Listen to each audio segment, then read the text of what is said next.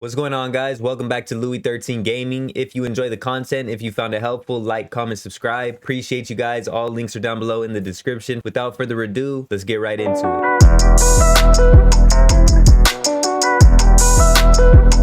Today we're finally talking about the 4-month review on the PlayStation 5 and everything about it, the controller, on the whole UI, everything, the gameplay. We're going to be talking about how fast it is, what I don't like about it, things that they can improve, and if I think it's worth it or not for you to purchase a PlayStation 5. All right, so first off, let's talk about the controller. The controller is sick. I mean, it's the thing that everybody was talking about at launch, and people are still talking about it. You know, it is really next gen when compared to the Xbox Series X controller.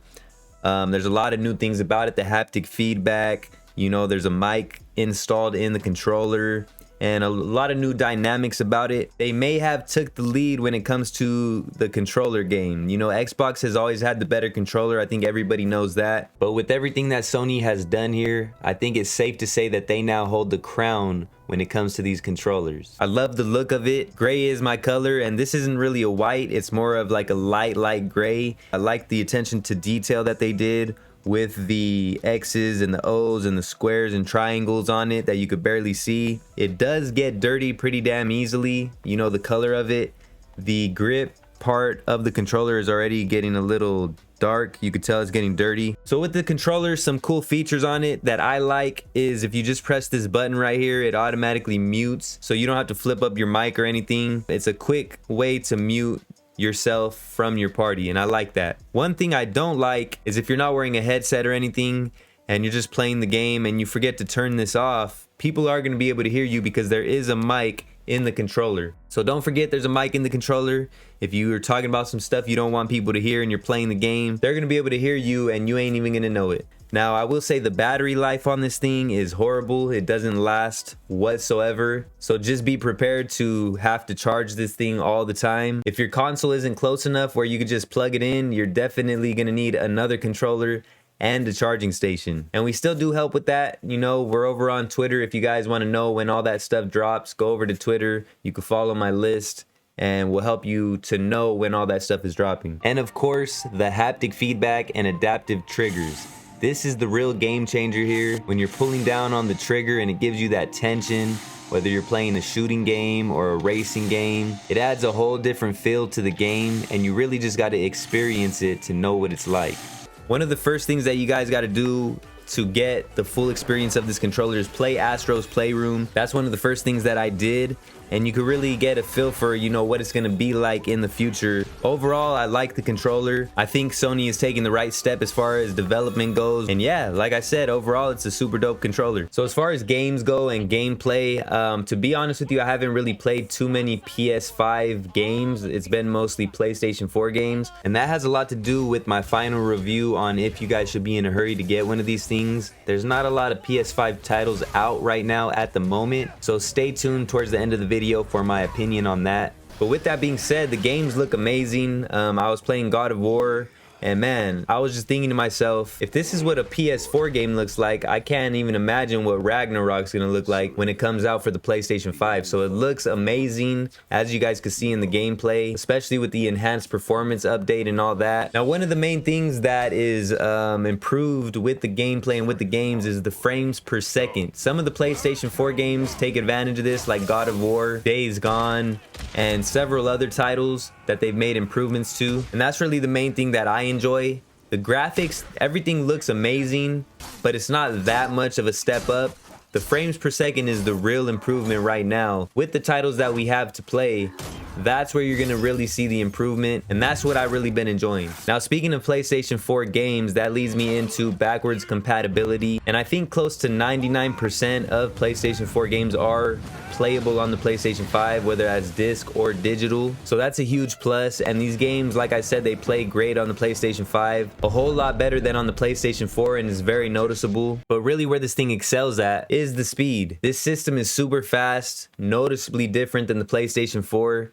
The wait times are almost non-existent. You jump into the game. That's the main thing that you're going to notice with these newer systems. And especially if you go back and play a PlayStation 4 and then go and play the PlayStation 5, it's almost like a night and day difference. Now, it's not all good. One negative thing that I will say about the PlayStation is the memory, and I'm sure everybody already knows about that. The previous generation PlayStation 4 Pro came with, I believe, 2 terabytes of memory, and this brand new PlayStation 5 comes with less than 1 terabyte. I believe it's like 800 and something gigabytes, and only 600 and something of those are actually usable. That's a bit of a letdown when we're thinking of a upgraded system. I don't know if they did it as a way to make more money off the PlayStation 5 Pro, or what their reasoning was for giving such a small amount of storage. But for me, that's a huge letdown, and it sucks because you're limited to the amount of games you could have on the system at once. And if you want to play a new one, you're gonna have to constantly be deleting old ones and then reinstalling them. At this current time, I don't think there's any sort of memory you can use. I've been waiting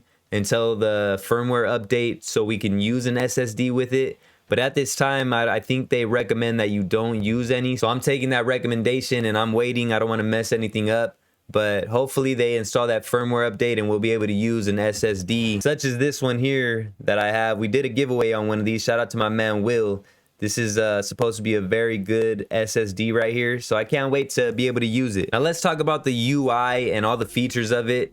There's a little bit of negatives, there's a little bit of positives in this. It looks great. Obviously it's 4K, so it looks super dope. That's one advantage it does have on the Xbox. The Xbox is not 4K, but we'll talk more about that in the comparison video.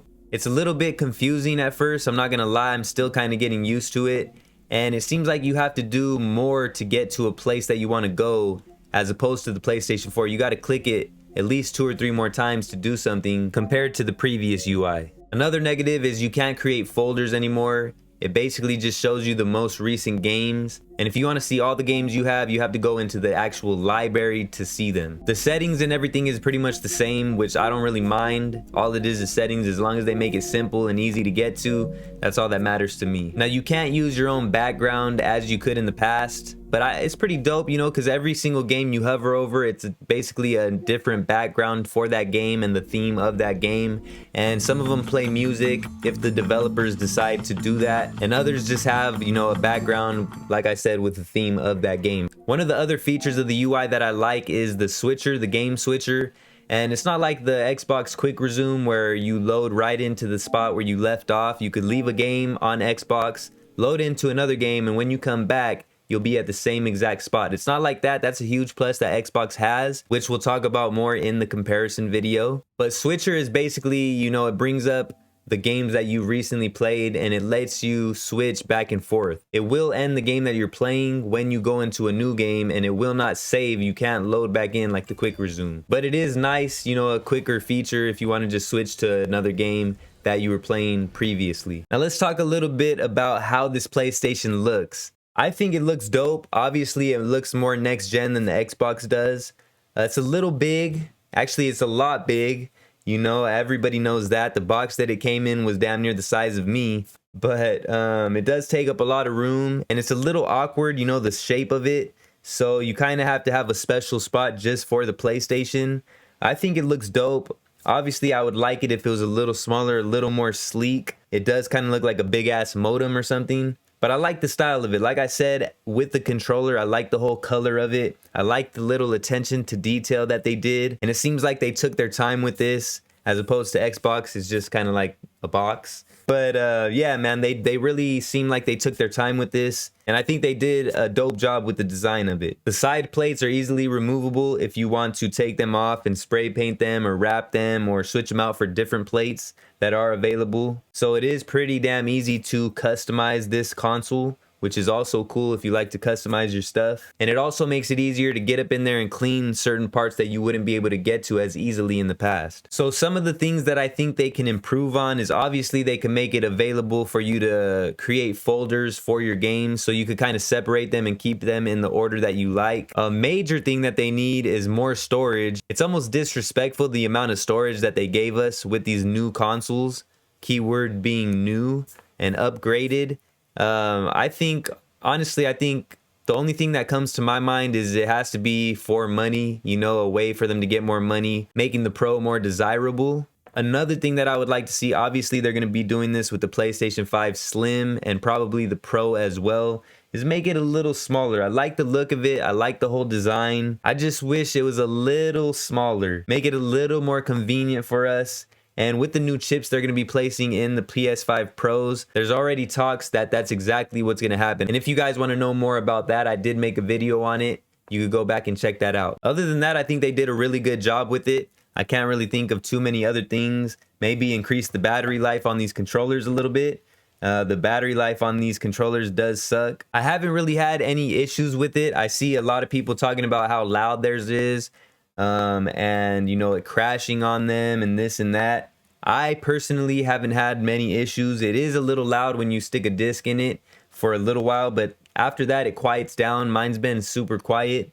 I can barely even hear it when I'm playing games, and it hasn't really crashed on me too much. I haven't really had any issues at all, so it's been pretty much good for me. So the part that everybody wants to know, you know, the thing that everybody wants to know, should you buy a PlayStation 5? Is it worth it? And I think definitely, for sure, 100% it's worth it. It's going to be a while till the Pro comes out. There's noticeably an improvement when it comes to the PlayStation 4 and the PlayStation 5. And overall, it's just a super dope console. Now, do I think you should rush to get one? Do I think, you know, you should be down on yourself over not having one at this point in time? No, I don't think you should rush it. Like I said before, there's not too many games out that take advantage of all the new things that this console can do. Even with the Xbox Series X and Series S, I think by the time they're more widely available, that's when, you know, all the newer games are going to be coming out. And that's going to be the time where you're really going to want to have this. So if you don't have one at this point, don't get down on yourself. The only thing you're really missing out on is the speeds and a little bit of graphic improvement, and obviously the frames per second. But if you are still in search for one of these consoles, we do still help out with that. I go live several days out of the week to help people out. And on Twitter, that's the main place you guys need to be if you're still searching for one of these. My link is down below in the description. You can follow the list I made called Keeping Track of Stock,